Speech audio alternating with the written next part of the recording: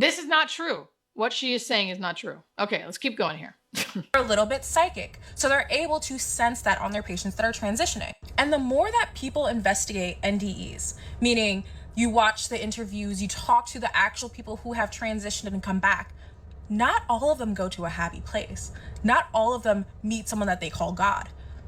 They actually have said that they've gone somewhere that was so cruel that once they came back out, they've been traumatized for the rest of their life. And they've actually Okay, I don't know about this. I don't believe in it personally, right? I don't believe that there is like a bad place we can go. But that's my belief. And I know I could be wrong. But my point about this part of the video is why? Why are we fear-mongering? Why? I mean, I guess because she believes that. That has all I can tell you. If you have fear, if you have some fear around that, personally, I have never, as a hospice nurse who actually has witnessed hundreds of people die, this has not been my experience.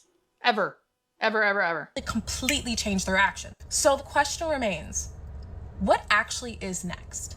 If people have come back from the other side and a lot of their stories match up, what do we really know about what happens next in the process? The last thing we need around death and dying is more fear. And as someone who is around it all the time, I take personal offense to videos like this because I guarantee, I don't actually know this woman and I don't want anyone to bring like hate to her, you know. It's not about her, right? It's about the video. But I wonder if she's really been around death all that much. You know, I speak from experience. I speak from years and years of experience of being around it when I say that there is nothing to fear. Hence the title of my book. And in fact, really, I say there's nothing to fear, but it's also normal to fear. It's also normal to fear. And how do we help that? Education, learning about death and dying, learning from experiences, knowing what death and dying looks like, knowing what it means when someone has a bad odor versus a good odor, knowing that has no indication of whether or not they're going to hell or heaven or not. There are real biological reasons someone may smell sweet and someone may not. There are real biological symptoms of a disease that can make someone die more peacefully or not. I can tell you, someone with end-stage kidney disease who is just slowly dying from kidney disease is going to have a very, very peaceful death, more than likely. But someone who has a glioblastoma, who has a bunch of brain tumors in their head, may have a more difficult time. And again, not to scare you, but that's disease related. That's disease related because there's a bunch of tumors in someone's brain. They're usually young. They're usually like fighting existentially not to die, right? Plus the brain controls a lot of things. And when it's not functioning right, you have a harder time dying.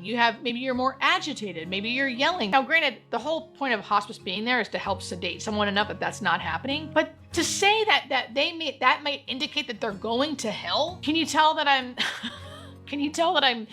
it's just so, it makes me so angry.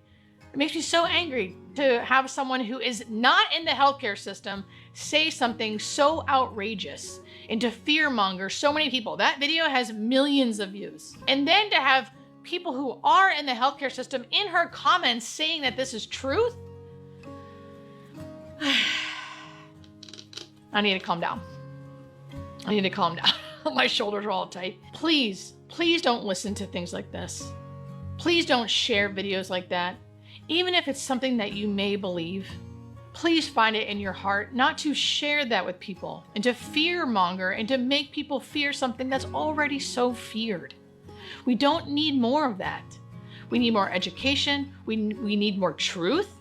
And the truth is what I'm saying to you. The truth is there are biological reasons for people to smell differently, to have different types of death. There is usually biological reasons and sometimes emotional reasons. Sometimes people do have unwritten things, existential issues, guilt that they're dealing with. That is true.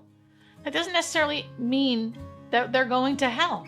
The truth of the matter is we don't know. We don't know.